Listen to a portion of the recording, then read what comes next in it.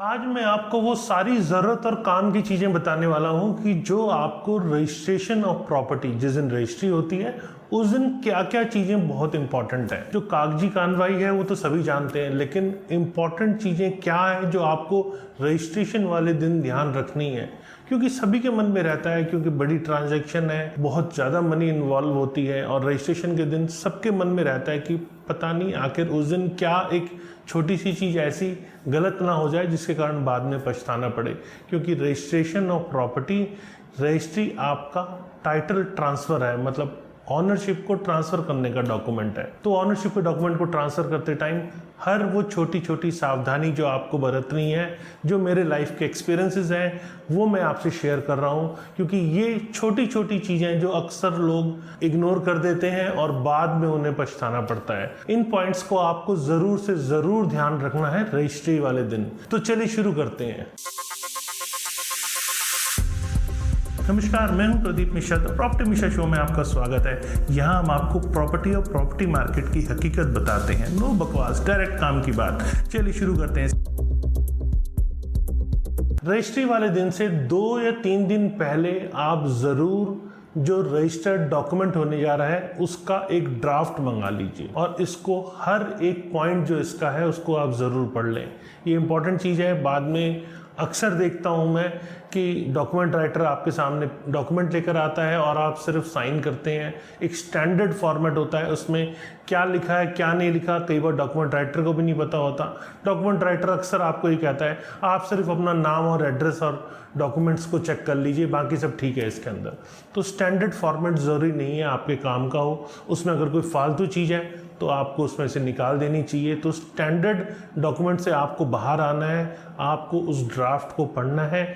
एक एक पॉइंट जो आपके काम का है उसे रखिए, जो आपके काम का नहीं है, यूज़लेस है, तो फालतू में पन्ने काले करने का कोई यूज़ नहीं है, वो आपके किसी काम भी नहीं आने वाला है। और हाँ, अपने ऑनरशिप ट्रांसफ़र से रिलेटेड कोई ऐसा पॉइंट है जो आपको लगता है उसके अंदर नहीं है तो आप उसे ज़रूर डलवा लें। दूसरा सबसे इम्पॉर्टेंट एस्पेक्ट आता है कि जिस दिन पेमेंट होती है, जिस दिन रजिस्ट्री होती है उस दिन जो पेमेंट करनी पड़ती है, जो पेमेंट को लेकर मैं थोड़ी और क्लैरिटी दूं आपको। अक्सर जब एग्रीमेंट टू सेल करते हैं आप तो 10% पे करते हैं। जो फाइनल पेमेंट है वो आपको रजिस्ट्रेशन के दिन देनी होती है, या कई बार लोग उसे बीच में भी दे देते हैं एग्रीमेंट के पीछे लिख के कि हमने इतनी पेमेंट और कर दी बीच में, और फाइनल पेमेंट के दिन जो बैलेंस बची हुई पेमेंट देते हैं। ये मेरा पर्सनल सलाह है आपसे कि आप ऐसा मत करें। एग्रीमेंट टू सेल जो आपने करा लिया, पहली चीज़ उसे रजिस्टर्ड करवा लें। दूसरी चीज़ फाइनल पेमेंट जो 10% मान लीजिए आपने दिया, जो बैलेंस पेमेंट है जो आपकी रजिस्ट्रेशन की डेट है उसी दिन वो पेमेंट करें। बायर सेलर को रजिस्ट्रेशन जिस दिन हो उस दिन पेमेंट करें और सेलर जो है वो उसी दिन पेमेंट लें। ये पेमेंट आरटीजीएस या ऑनलाइन ट्रांसफ़र दोनों हो सकती है। अब यहाँ पर इम्पॉर्टेंट चीज़ ये है कि कई बार देखने को आता है कि अक्सर कोई इशू आ जाता है, टेक्निकल इशू, या बायर की तरफ से कहा जाता है कि मैं पेमेंट उतनी अरेंज नहीं कर पाया इमीडिएटली, या मैं ऑनलाइन ट्रांसफ़र नहीं कर पा रहा हूँ, तो आप मुझसे चेक ले लीजिए। ये आपको बहुत सारे लोग सलाह देने वाले मिलेंगे। जो चेक हमें मिल रहा है बायर से उसको हम रजिस्टर्ड डॉक्यूमेंट के अंदर, जो रजिस्ट्री है हमारी, उसके अंदर हम उसे मेंशन कर देते हैं और चेक बाउंस होने के ऊपर ये डीड कैंसिल हो जाएगी। तो ऐसी स्थिति में आपको चेक नहीं लेना है। फाइनल पेमेंट वाले दिन आपको आरटीजीएस ही लेना है या फिर डीडी लेना है। और अगर आप डीडी ले रहे हैं तो यहाँ आपके लिए इम्पॉर्टेंट होता है कि डीडी की ज़ेरॉक्स आप पहले मंगा लें और आप अपने बैंक में उसको भेज के वेरीफाई कर लें कि क्या ये डीडी सही है, क्या कहीं ऐसा तो नहीं डीडी भी कोई फ्रॉड डॉक्यूमेंट है, कोई ज़ेरॉक्स कॉपी है या नकली डीडी आपको दिया जा रहा है, बाद में आप बैंक में जमा करें और पता लगे वो नकली है। तो इसको आप अपने बैंक में वेरीफाई कर सकते हैं, क्योंकि डीडी के अंदर नंबर मेंशन होता है, किस बैंक ने इसे जारी किया है वो भी मेंशन होता है।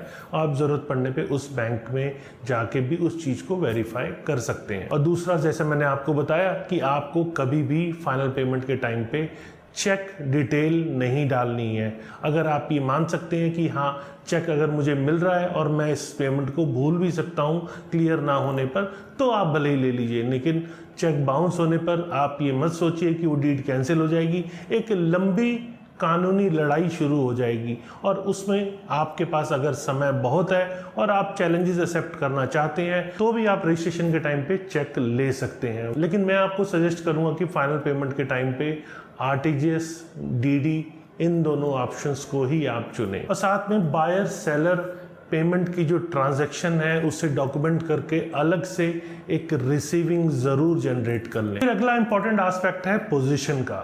जब प्रॉपर्टी की रजिस्ट्री हो रही है तो आपको ये साथ में क्लॉज मेंशन कर देना चाहिए कि प्रॉपर्टी रेंटेड है या वैकेटेड है। अगर रेंटेड है तो वो कब तक वैकेट होगी, मतलब प्रॉपर्टी का पोजीशन ये कोशिश कीजिए कि जब रजिस्ट्री हो रही है उससे पहले प्रॉपर्टी खाली हो और बायर जो प्रॉपर्टी खरीद रहा है उसको उसका राइट पोजीशन रजिस्ट्री के डेट पर मिल पाए।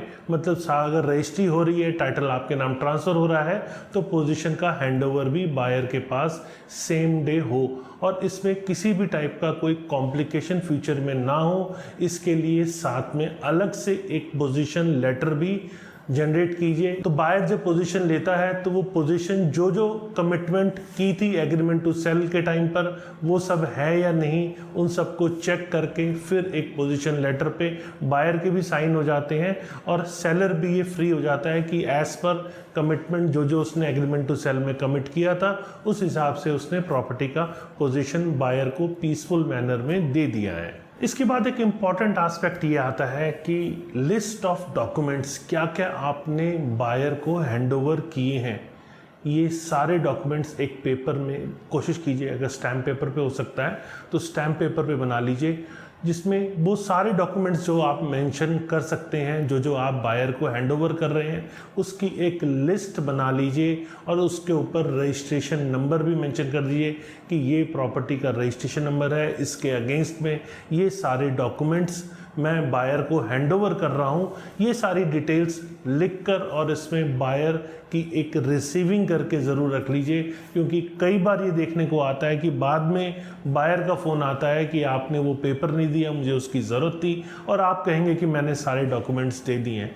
तो इस कन्फ्यूजन से दूर होने के लिए ये इम्पॉर्टेंट हो जाता है कि जो जो डॉक्यूमेंट आप हैंडओवर कर रहे हैं वो डॉक्यूमेंट आप एक स्टैम्प पेपर पे रिसीविंग बायर की ज़रूर ले लें। इसको अगर और बेहतर ढंग से करना चाहते हैं तो आप सब डॉक्यूमेंट्स की कलर्ड फोटोकॉपी करके उसके ऊपर बायर की रिसीविंग ले लेते हैं तो भी आप कहीं हद तक सेफ हो जाते हैं। और फिर अगर बायर अपने नाम सेल डीड करवा रहे हैं और बैंक को मॉर्गेज है प्रॉपर्टी, फर्दर वो लोन लेके पे कर रहे हैं, तो बैंक को एज अ बायर आप क्या क्या डॉक्यूमेंट दे रहे हैं उसकी भी बायर को एक ज़ेरॉक्स कलर कॉपी करा के अपने पास रख लेनी चाहिए। और बैंक का एग्जीक्यूटिव जो आता है, जनरली जो लॉयर होते हैं बैंक के, उनके कोई जो स्टाफ के मेंबर आते हैं वही आपसे सारे डॉक्यूमेंटेशन रिसीव करके चले जाते हैं। तो अगर उनसे कोई डॉक्यूमेंट मिसप्लेस हो रहा है तो वो आपकी रिस्पॉन्सिबिलिटी बन सकती है एज अ बायर। तो आपके लिए इंपॉर्टेंट चीज़ हो जाती है कि जो जो डॉक्यूमेंट्स आप उसे हैंडओवर कर रहे हैं उसकी एक कलर्ड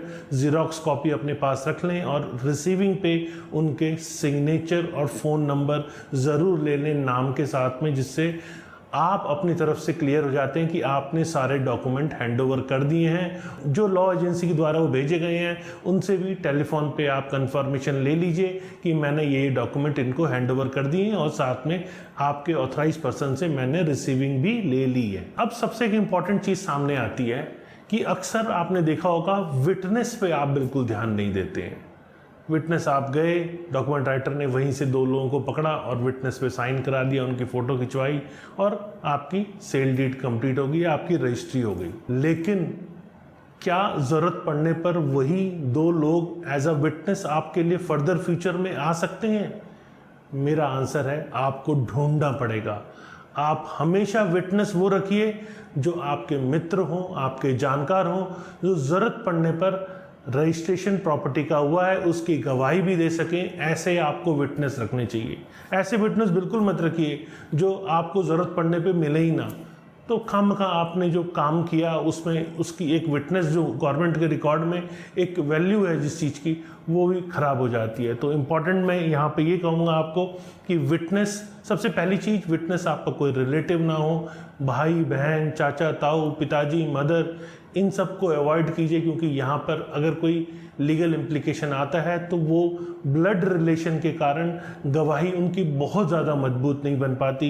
ये भी दलील में आता है कि ये तो रिलेटिव हैं, ये तो सही बोलेंगे ही, मतलब ये बायर के फेवर में तो बोलेंगे ही बोलेंगे। तो इसीलिए प्रेफर कीजिए अपने किसी मित्र को साथ रखिए जिन पे आपको विश्वास है, और ज़रूरत पड़ने पर एज अ विटनेस जो आपके साथ आके वो खड़े भी हो सके, उनको विटनेस एज ए रखते हैं, तो वो आपके लिए ज़्यादा सेफ ट्रांजैक्शन हो जाती है। आज मैं आपके साथ अपने लाइफ के इंपॉर्टेंट एक्सपीरियंसेस शेयर कर रहा हूँ जो प्रॉपर्टी रजिस्ट्रेशन के टाइम पे बहुत इंपॉर्टेंट होते हैं।